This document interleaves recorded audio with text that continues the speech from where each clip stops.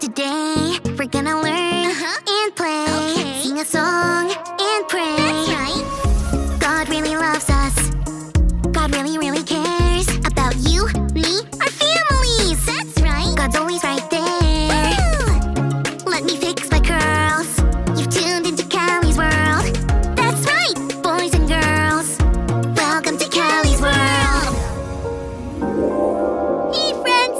Wowzers! I got up a little late this morning for basketball camp at my church. I could just hear Coach Stephen say, Callie, I'm glad you're here, but you're late. 2 laps and 10 layups. Please. "Don't get me wrong, I love laps and layups, but I still didn't want to be late.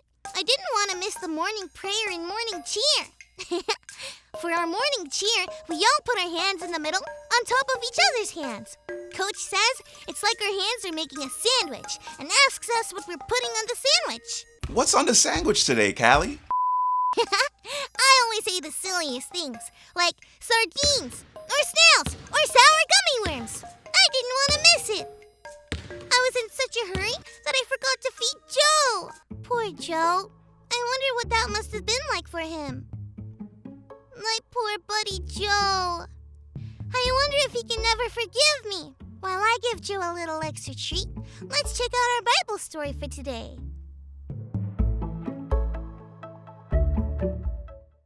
Today's Bible story comes from 2 Samuel chapter 11 and 12. David was chosen by God to be the king of Israel, and he was a good king. But the best kings make mistakes, and King David made a really big mistake. He sent a man named Uriah to the front lines of a battlefield, where Uriah would most likely die, and he did die.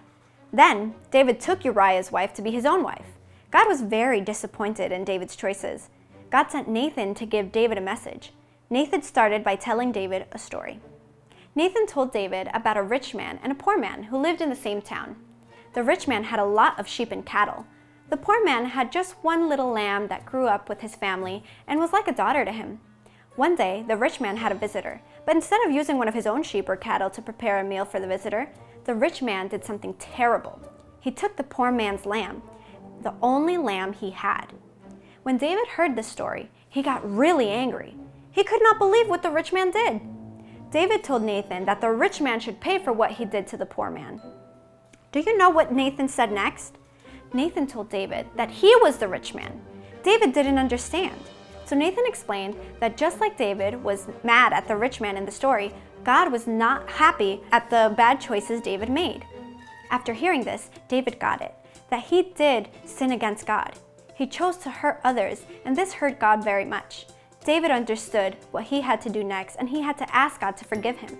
God knows that we all make poor choices sometimes, but instead of trying to hide it away, we can talk to God and ask God to forgive us.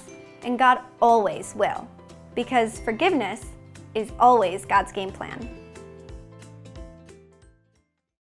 What David did was so much worse than not feeding his fish, and God still forgave him.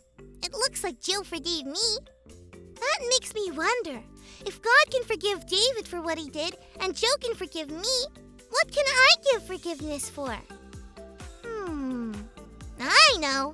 My little bro came in my room the other day and read one of my books. While he was reading, he ripped one of the pages.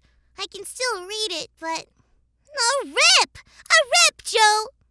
I know! I was so mad! I still kind of feel mad about it. I wasn't really planning to forgive him, but now I think I will. Hey, little bro! Come here for a second! I can show forgiveness too. My little bro was happy I forgave him. He had kind of forgotten about the book, but that's okay. Can you forgive someone today or ask for forgiveness?